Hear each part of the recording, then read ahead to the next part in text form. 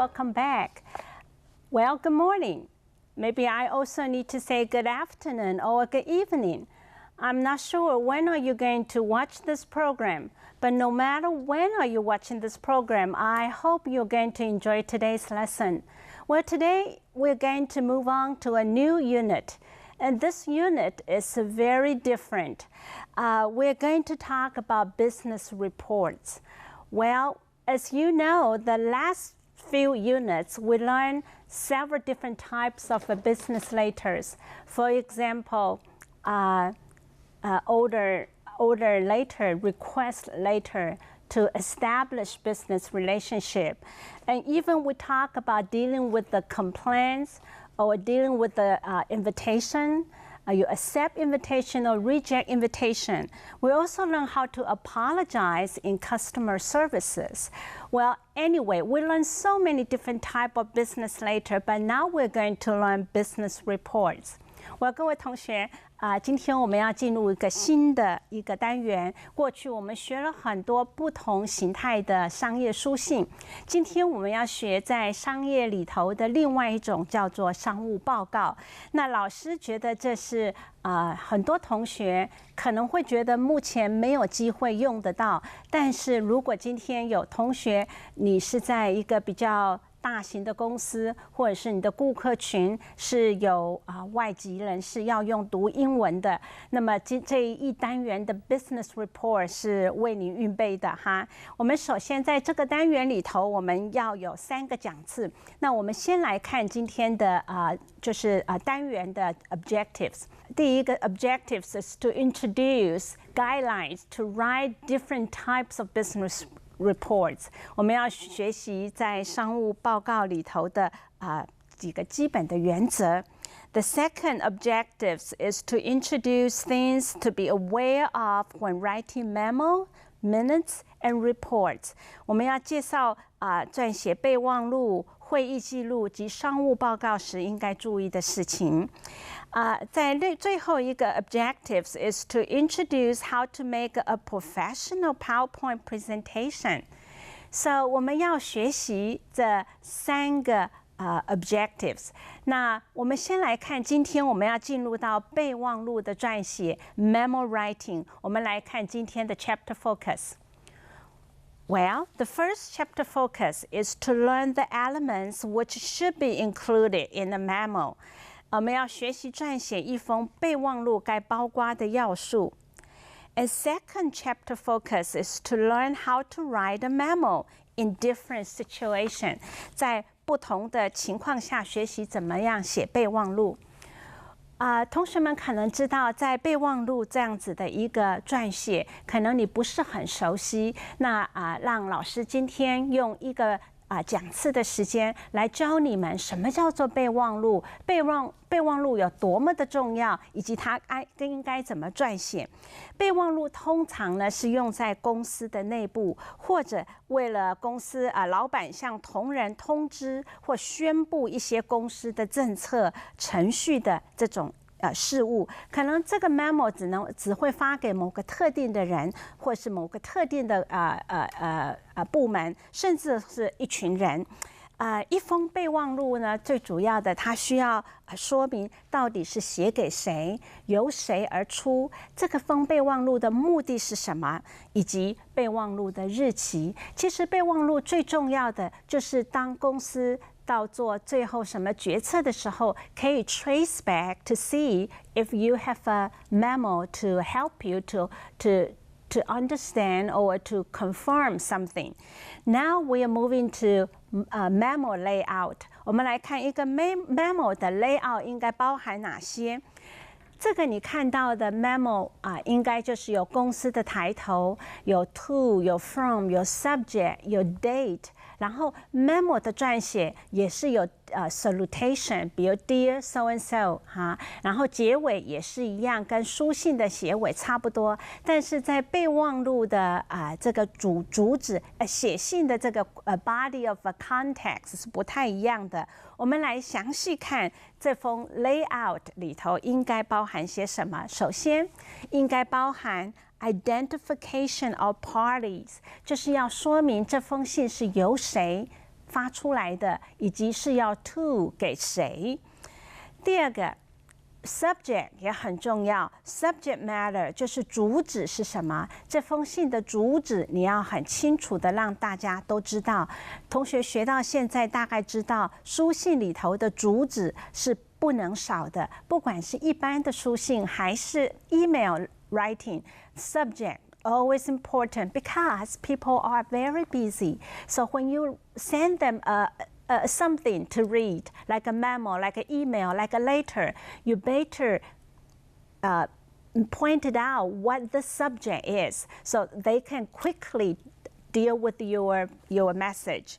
And next, we'll see there is a date. Okay, date is important. Let's move on to next. Salutation 跟一般书信一样，都要有称谓，这个是一样的哈。那我们来看 body 这个信件的主要的本文呢，它会简短很多，而且它不像一般信件会有好几段的写作，它可能就是一个主题一封memo 所以他写作的那个方式是比较应该说比较 casual 一点，但是也是言之有物哈。这是在 body 的部分。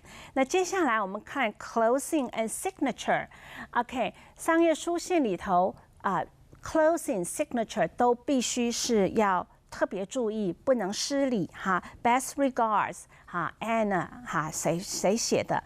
最后有一个 copy notation, which means that this memo also carbon copy to whom， 就是说还有谁收到这封 memo？同学们看到了这样子的一个 memo 的一个 layout 之后，你会发现它是不是跟书信很像呢？某个方面是有点像，比如说有 salutation， 有 closing signature， 有这个 copy notation， 有点像 enclosure 哈，还有它的 subject 哈都会打出来，然后 to 哈 from， 还有公司的抬头，看起来跟一般的email 书信没什么两样，但是在内文里头是有一点不一样的。现在我们就来看一个范例。这封范例里头，我们看到是飞达 Exercise Massager Equipment Company Limited 公司它的一个内部的一个 memo 的范本。我们来看它是给谁呢？首先它是要给 Robin Watson， 它是 from Jack John。OK， 那它的主题是 Winter Exhibition Confirmation， 这个主题是冬天展览会的一个确认。这封信是10月11号写的，2012。好，我们来看 Dear Robin。OK， 这封信我们来看内容。Dear Robin, this is to remind you that you have to confirm our participation in the 2012 Winter Exhibition to be held in Houston. 他说这封信是要来提醒你，或这封 memo 是要来提醒你，你必须 confirm 我们在2012年在 Houston 要举办的这个冬季展览，我们要赶快确认我们的参与出席。Mr. James Cho is now in charge of the organization. James Cho 先生呢，现在是负责这个机构。You have to decide on the items our company will be displaying and send a detailed description of them. 你要呢，赶快必须决定到底我们的公司要展示什么项目、什么 item 什么品项，还有我们要寄出一个详细的这个说明给对方。A letter in which we officially committed ourselves to participating and the names of the people in charge has to be addressed to Mr. James Cho before the 30th. Otherwise, we will not be allowed to attend. 这里说到了说这封信呢要尽快的通知对方，通知 James Cho 就是有多少人要参加，我们有决定要参加，并且我们有多少人要参加，要赶快的 addressed to be addressed to Mr. James Cho before 30th 这个30号哈10月30号 Otherwise, we would not be allowed to attend. 不这样的话，不准时的话，我们可能就没有办法参加这场研讨会。最后，他也就写了 Best wishes, Jack， 然后 CC 给 James Cho。同学们，你看到了这封范本的一个memo，是一个老板或者是一个经理提醒他属下要做什么事。那这封信在公司里头通的哈，所以他就直接给这个人，老板就直接写一个 memo， 然后这封信还 CC 给这封信的人应该要向他处理的，就是 James Cho 要向他申请多少人要去参加展览会，这样子的一个 memo 常常在公司里头内部的沟通来使用。为什么 memo 会可以这么重要呢？因为 phone conversation you have no record, but memo, you got the record to be traced. So if someone did not fully responsible for something, you can go back to trace back and know who should be responsible for it. 懂了吗？就是说 memo 能够代替 phone conversation 的原因，就是说 memo 有实质的实证，所以公司在run事情的时候有这样子的 solid evidence 或者是 document， 会对很多事情的追踪比较有效。好，我们还有更多关于 memo 的 writing。Let's take a short break before we move on.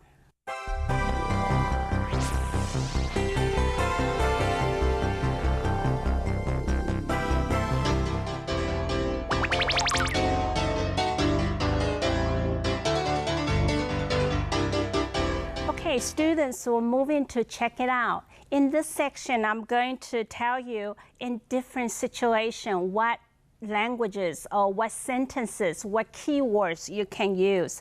For example, for the first one, it's a reference to previous communication. 也就是说，你先前有沟通过了，那现在你要再透过 memo 来 confirm 一些事情。也就是说，你电话中或者是口语中有谈过的事情，但是你现在为了比较仔细，你就写了 memo。我们来看 memo 的第一句，你可以怎么说呢？你可以说 ，As I mentioned on the phone, we do something. As I mentioned on the phone, we are going to join 什么什么，哈 ，we're going to attend the exhibition 啊，这类这个，或者是你可以说 I received your memo about something, but now I'm writing you back, so which means you'll be able to see I respond to you. 或者是你可以说 In response to your memo dated 哪月哪一号，我现在是回应你写给我的 memo， 我回应你。So 同学就可以看到，在 memo 的 writing 部分是可以互动的。比如说，你收到了对方给你的 memo 或老板的 memo， 你也写 memo 回去。那这样子，双方都有一个 memo 的一个存档哈，就知道说哦，你有回应给我，那就知道这件事情了。那还有一个 memo 的情况就是 you request something. You're going to request someone to do something. For in this situation, what do you do? What should you write? Okay, the first example, you can say, I would appreciate it if you could send me 什么事情。好，比如说你要人他寄给你 price list 或 catalog， 你就可以说 I would appreciate it if you could send me your latest price list or catalog. 第二个 We would like to know how many people will be attending our annual party. 好，比如说你要让对方告诉你多少人能够参加这个年尾的尾牙。你就可以说，我们需要 We would like to know how many people will be attending our annual party. Okay, next one. Could you fax me the information about? Well, maybe you want to know about a tour to Korea. Okay, you write to the travel agent. So you can tell them, could you fax me the information about the tour to Korea? Okay. 所以这个部分就是 you want to ask someone to do something for you. In this situation, these sentences you can use. The next one is you ask someone to do something. OK， 刚刚前一个是 request something， 现在是 you ask someone to do something。我们来看有什么例句可以说。You can say, contact me as soon as possible after you receive this memo. 比如说你要对方马上来你公司看你，你就写个 memo 给他 ，contact me as soon as possible after you receive this memo. OK, or you can say, take a look at the 什么 and tell us what you think. Maybe you send them a report. You can take a look at the report and tell us what you think. 请你看一下这个报告，然后告诉我们你觉得怎么样。这个也是请求别人 do something。还有一个例句是 Please note that I have received. 请注意，我已经收到了什么什么东西。那么让对方知道你要他做什么事。好，可能句子还可以往下写哈。那这个单元这个部分就是你希望别人 do something, ask them to do something for you。这时候这些句子就是很好的开始。我们来看下一个 You might sending enclosure. When you enclose or attach documents or other forms of communication, well, the following expression may help you. Okay, first one. Attached is a copy of your original memo with the attachment or something. Attach is a copy of your original memo. 接下来我要说的是，我附上了一封一开始的 memo。OK， 那你同学就可以看到，因为一开始你有 memo， 所以你沟通到一个过程的时候，你需要附上你的 memo， 让对方知道这件事情已经进展到什么程度。Or you can say, find attached a list of something. 你也可以让他看到，我现在可以附上一些东西给你看，有一些我要你看的东西。Or you can say, attach, you will find the forms for the conference to be held from 几月几号到几月几号在哪里 ？OK， 我在这个里头我用了一个就是我 attach something and then go with the memo。memo 里头有 attach something， 让对方知道我在这个附件里头有一些东西是要提醒你的。那这个部分就是可以让对方，可以让你的文书作业因着有 memo， 因着有这些 attachment， 可以让你的沟通更准确，或是让你要追踪的事情可以追踪得出答案。All right, so 经过这样子的练习，可能同学已经对 memo 的写作会发现，我好像常常做 memo writing, but you are not aware of that. You're not aware of you doing this all the time in business field. Okay, well, we have more to cover, writing tips, but we'll take a short break before we continue.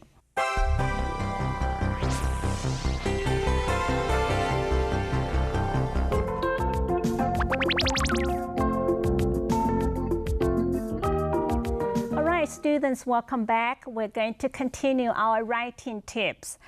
Well, as you know, you may have been writing or using memo to communicate with your clients or your colleagues or your staff often. So now I'm going to teach you a few tips that could help you to write a more effective memorandum. Well, first, you can check for your stylist requirements with your job. Okay, and does the company that you work for have a standard form when it comes to writing memo? 你首先可以确认一下，你公司对备忘录有没有特别的款式？有些公司它喜欢有自己的 memo 就有做一个 memo 的 form， 有点像 fax 的这种 form， 或者是一个特别的。你先确认一下你公司有没有自己的格式款式如果没有，你可以用你的自己的格式哈，你这个部门或你私人的 memo 都可以。接下来 You need to make sure that the body of the text is written in clear, concise, and grammatically correct language. 你应该对备忘录本文的陈述要很清楚、简洁，文法用词都正确，这都是文书作业里头必须要注意到的。第三个 You do not use long and overly wordy sentences. Keep it simple. 很重要沟通嘛哈 memo 更像 memo 更像 conversation 了，所以你在写 memo 的时候，你应该像说话一样，所以更要简洁，用字要更简单。接下来 Do not open with a greeting. You should simply go right into the subject of the memo. 这是很重要的，你就要直接进入到memo 的重点，不需要再有问候语。再来一个 You feel free to use bulleted list and headings to convey your message. 你可以使用项目编号或者是主题标示来标明你的讯息。Next, you make it a point to edit and proofread your memo prior to send it out. 要有重点式的编辑，而且发出前要校对。再来 conclude the memo with any closing statement that may inspire the recipient to take action. 备忘录的结尾要带出鼓舞读者能够采取行动的哈，这也是很重要。最后呢，你要 mention any and all attachment at the end of the memo using the single word attachment. 如果你有任何的附件要提示哈，就是要提醒他有附件的话，你要用单数的字叫 attachment， 告诉对方这个 memo 有跟随着一个附件。这些writing tips 你会发现有些似乎是跟 writing 有重叠有很多的商业书信的原则是类似的，但是 memo 的 writing 很不一样，它没有什么问候语，也没有什么客套话，它针对要主持，就是负责的一个重要事情，直接切入主题。希望今天 memo 的 writing 给你一些的提醒，接下去未来你在做 memo writing 的时候，可以注意这些原则。那我们现在就来听同学们还有业界有一些 Q&A， 我们来进入 Q&A。Okay, welcome to Q&A section. In this section, we're going to focus on memo writing. Well, maybe our guest can bring some questions for you. Yes, Lisa. What is memo? Memo stands for what, and what will be included in the memo? Okay, this is a good question. Memo stands for memorandum. MEMORANDUM. And what should be included in memo? This is a good question. Well, first you need to indicate who it is to, and who it is from, and what it is about, and also the date. 刚刚 Joyce 同学问老师关于 memorandum 应该是包含些什么？首先你应该说明 memorandum 是从谁而出的，到底是写给谁？它是为了什么事而写？当然还有写的日期也很重要，这样清楚吗？有清楚。OK。Lisa， 我想要请问你，备忘录在商场上有那么重要吗？那我们何时需要使用到 memorandum 呢 ？OK， 在商场上 memorandum 的使用其实是很多的，越大的公司，它在使用 memorandum 使用备忘录来记载事情，相对的是比小公司来得多。比如说大公司推出一个新的产品或新的服务，它可能会针对内部发布这个 memo， 让大家知道有这样子的一件事情。那对外部呢，可能公司的整并或者是收并别的公司，或者是还有一些协议跟别个厂商的协议，都可以透过 memorandum 来完成初步的一些计划的东西，其实是非常常见的。那很多同学以为 memorandum 好像就是写那个 postcard 那个 post-it 那个什么 3M 的那简易贴其实那个精神是一样的，好像是说，我备忘我所要做的事情哈，那个 post-it 那个东西那个便条签，但是在商场上的 memorandum 其实是一个 official 的一个 document 是让你在成为很正式、很 final 的 contract 或者是什么特别协议的东西的时候，你可以回头去看你的 memorandum 你的备忘录里头记载了些哪一些东西。这在书信里头是跟书信是一样的重要。是呀，好，了解了，谢谢老师。OK。那丽丝，请问一下 ，memo 有一定的格式吗？那譬如说，公司如果没有固定的格式，我可以设计出自己风格的 memo 吗？当然可以他常常见到的就是官阶越高或者是职务越高的人，他们显然有比较多自己的 memo 自己备忘录的格式，其实是可以的。那公司可不可以设计自己有的？就是设计属于自己公司合用的 memorandum 的一个格式，其实是可以自己设计的。那一旦设计之后，公司就可以采用同样的 layout， 从同样的 form 来作为大家的一个范本。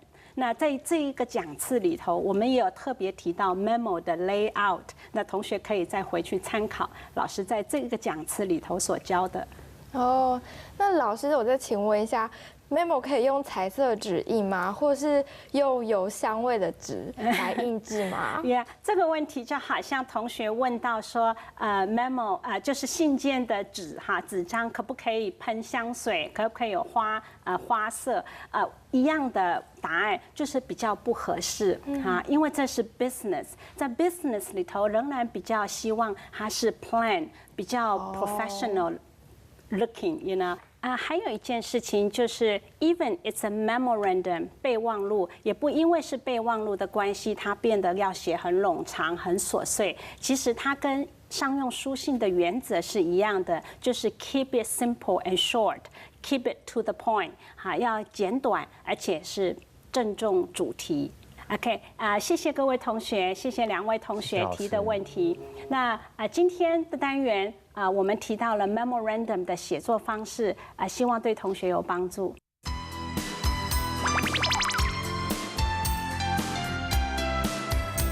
Well, you may find memo writing is so common in the business world.